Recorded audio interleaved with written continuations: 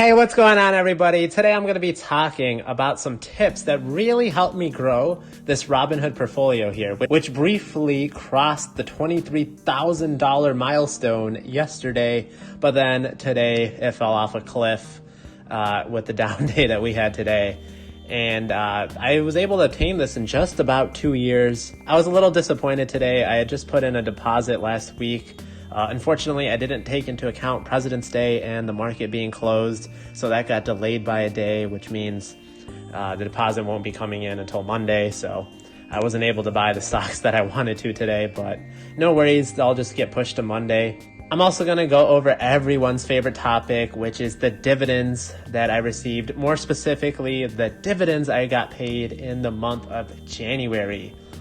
Also, this is totally off topic, but I want to really give a shout out to the Rocket Man, Ryan Newman. So some of you guys may know I'm a huge fan of NASCAR, and he somehow survived without what doesn't seem like a major injury in what was the worst wreck I have ever seen in my 16 years of watching. He basically got smashed by another car at 200 miles per hour into the windshield of his car on the final lap. So if you guys somehow hadn't already seen that on the news, check it out after this video. And now that we're done talking about the Rocket Man, let's touch down on how to grow that Robinhood portfolio. So the first step that really helped me was establishing my mindset. What was it that I was trying to accomplish? What was it that I was hoping to accomplish? Am I just trying to get a quick buck by maybe day trading? The odds and the taxes that you might have to pay are not going to be in your favor there. Are you trying to build generational wealth and have something to pass off to your kids? Or are you just trying to save for retirement?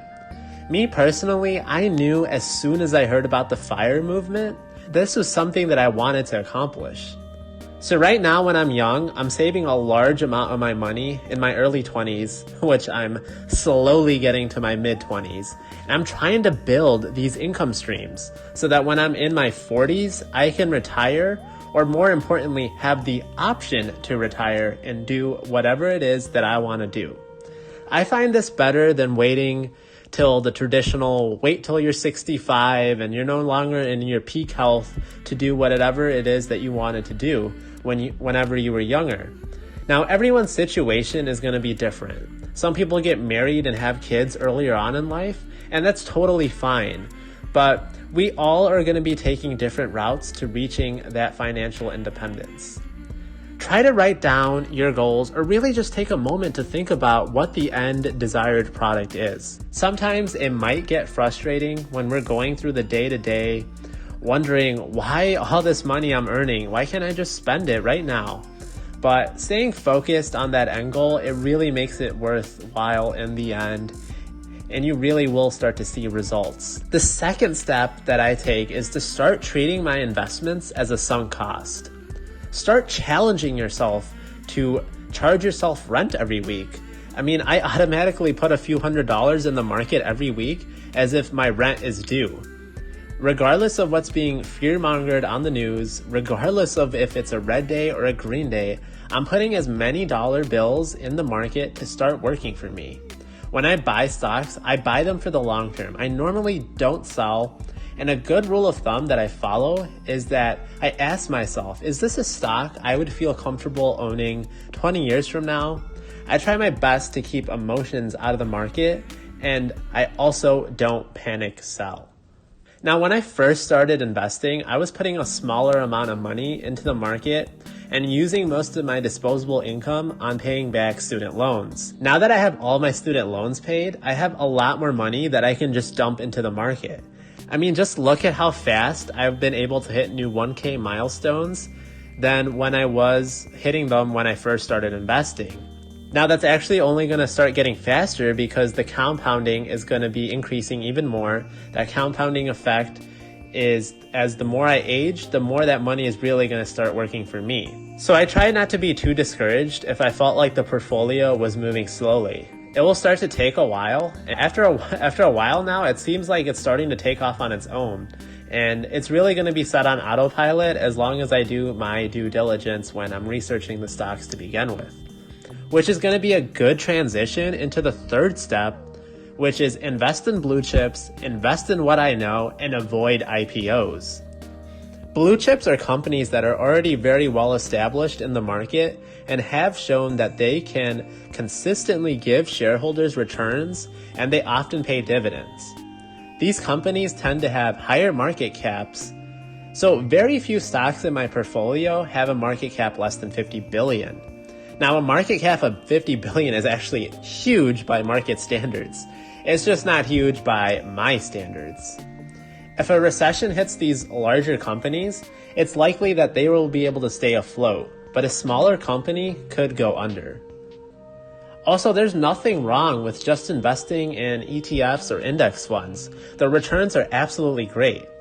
Following Warren Buffett's advice on investing, invest on what you know. I don't do options trading, I don't do margin, I don't do shorting, and it's not because I haven't put in the time to try and learn these things. I have. It's just I don't fully understand it, and I don't really feel comfortable putting my money into it. Now, I'm definitely not saying that you can't make money doing it. It's just that I make solid returns doing my long-term investing approach, so I don't really feel the need to try and find other ways to make money when I'm not even comfortable doing it in the first place. I found that dividend growth investing works really well for me, and I know exactly how I'm going to be making my money, so I'm going to continue to stick with it. When it gets to more complicated stocks, figuring out the business model and how they make money is really important.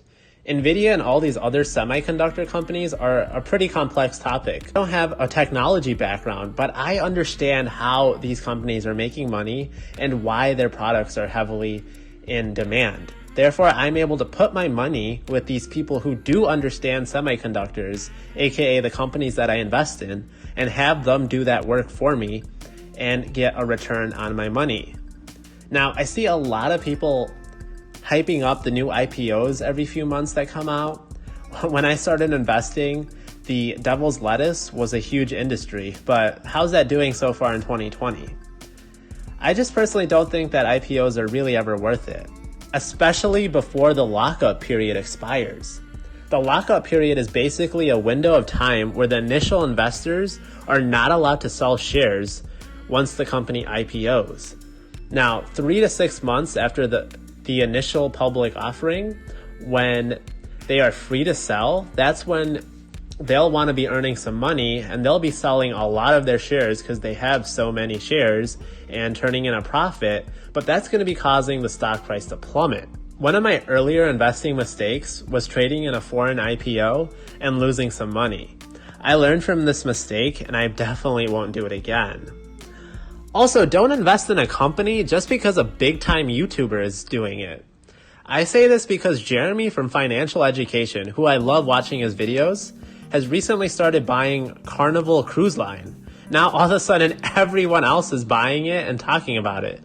Everyone's financial situation is going to be different. Jeremy has 100 shares of Tesla. He also makes over 6 figures on YouTube every year.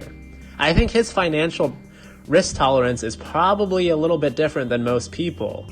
Don't be just trying to copy what you see on the internet. Invest only in what you know. And lastly, the last step that I do to help grow my Robinhood portfolio is I diversify and I surround myself with people that have like-minded interests. I think everyone at this point knows about diversification, so I won't dwell on it too much. But basically, don't have all your eggs in one basket. Right now, the oil sector is getting hit pretty hard. Luckily, I own over 40 companies in various different industries, so looking at my portfolio, you would hardly even notice. It might be a different story though if I owned 10 stocks and they were all oil related. As for surrounding yourself with good people, look at your 5 closest friends and you will be the average of those 5 people you spend the most time with. If you hang out with people who are constantly spending money, going on vacations, going out to bars, posting on Instagram, chances are you're going to be broke. If you spend your time hanging out with people who read, discuss different investments that they have analytical conversations about what direction the world might be heading toward, and they know how to have fun while sticking to a budget, chances are you're going to be rich in more ways than one. I personally probably spend way too much time on YouTube, but I love it because I get to interact with people who have similar goals that I do. These people are more experienced and I can learn from them. And people who are just starting out, I love it when they ask me questions and we can have dialogue about maybe different stocks we're thinking about and just overall wealth building in general. Honestly, it's awesome because in real life, it can be difficult to talk about money, especially with friends and family. I talk to people on Discord, I talk to people on PPC Ian's Facebook group. Really, I am just surrounding myself with people who strive for the same goals as I, and I really feel like that's been helping me these past 2 years mold who I really want to be. Okay, so let me know if you think I've missed anything in the comments below, if you agree with me or if you disagree. This is a community, so I'm always happy to have some conversation and dialogue. Now, we're going to get into the real reason why you clicked on this video, those juicy dividends. But first, don't miss out on this amazing opportunity, guys, and that's being able to hit that subscribe button. It really goes a long way. It lets me know if you guys really enjoyed this video, hitting that like button, subscribe button. And I'm just going to continue to put out my content here on my Robinhood portfolio, and I'm going to try and keep everyone updated. So January is not a big moneymaker month for me. That really falls on that March, June, September, December tranche, where I usually make about 3 times as much money as I do than other months. I'm sure most of us dividend investors have a similar story because a lot of us invest in similar companies. So in January of 2020, I made a whole $23.33 in total passive income. I didn't have to lift a single finger for this. I really had my money working for me. Obviously, all of this was reinvested. I can't buy anything for the most part other than maybe Popeye's chicken sandwiches. It's just not big enough yet to pay for living expenses, but who knows, maybe one day I will be able to, and that's really the end goal here. So the companies that paid me were FedEx. I'm down huge on this position, but it's still nice to know every quarter I'm getting 65 cents or so from them. I have Iron Mountain, another stock that I only own 1 share of. Pepsi, at the time I only owned 4 shares, up to 5 there, but $3.82. Then we have Medical Properties Trust. You guys saw me double my position on this one as well. I now own 14 shares, but at the time of the last ex-dividend, I only owned 7 for $182. Then we have Chubb Insurance. This is another one that I also added another share to, and I'm going to continue adding to it just because I'm not very diversified in terms of insurance stocks. So let's keep going here. I have not reality income, but realty income. I own 4 shares. I've been thinking about adding another share to this. It is nice to get those monthly dividends. Just getting that cash flow, even if it's only $1 a month. I mean, it really helps you stay motivated to continue to dividend invest here. Then we have another REIT, that's Store Capital, 35 cents a share. I own 7 shares of them. Then we have Disney. This one only pays out twice a year, so I won't be receiving my next one from Disney.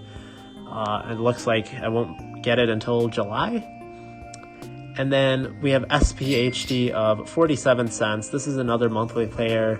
I'm going to be adding a few more shares to this just because, its name is really what it does. It is a high dividend, low volatility ETF.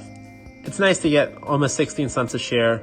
Would really like to double that, own a few more shares there. Then we have JP Morgan Chase. Again, another stock I have been adding a lot to, but at the time of the ex-dividend date, I only own 3 shares. So next time that will definitely change. And then we have NRZ. This is a really very high dividend yield, but is a lot more riskier. It basically tries to pay out most of its earnings as dividends. So try to keep this position low in my portfolio, but it is really nice to get these dividends every quarter.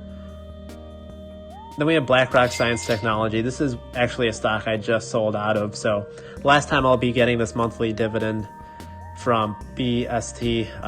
This is a closed-ended fund. So I didn't really like not having any full transparency on what they were investing in, and I really didn't know too much about the company and their long-term goals there. So I just sold out of it, put the money towards something else, and looks like that was the last dividend I received in the month of January. Again, I try to put these videos out every month on how I'm doing and everything that was basically passive income for the month. So $23.33 in January of 2020. That's compared to just $10.18 that I got in January of 2019, which is a 129% increase. So that's not bad. Let's just keep doubling those dividends. Keep doubling that dividend income all of this year, all of 2020. So be sure to hit that like button, and I'll be sure to see you guys next time.